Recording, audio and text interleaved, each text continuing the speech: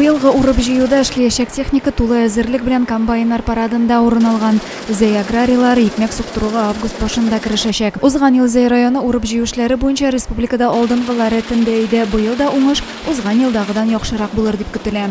Быел бик уңышлы ел килеп бара. Безнең һәр вакытта да инде элекке халык әйткән басудагы түгел амбардагы икмәк дип шуңа күрә мотор итеп исәнемен җыеп алырга ясын. Былай инде күз карамына, былай кирип караганда белгечләр фаразлавы буенча бик яхшы уңышлар көтелә. Район буенча урып җыю эшләрендә 50гә якын комбайн катнашачак. Бер комбайнга 800 гектар майдан туры килә.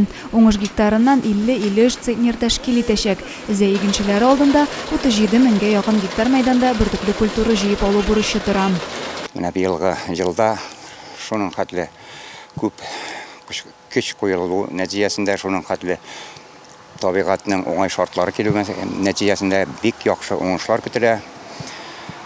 Искиткеч яхшы уңыш көтелә. Техникаларның барысы да әзерлек сызыгына куелган, ягулык материаллары, запас частьләр дә җитәрлек. Тәҗрибәле комбайнчылар белән бер рәттән яшь белгечләрнең дә урып җыюларда катнашулары сөендерә.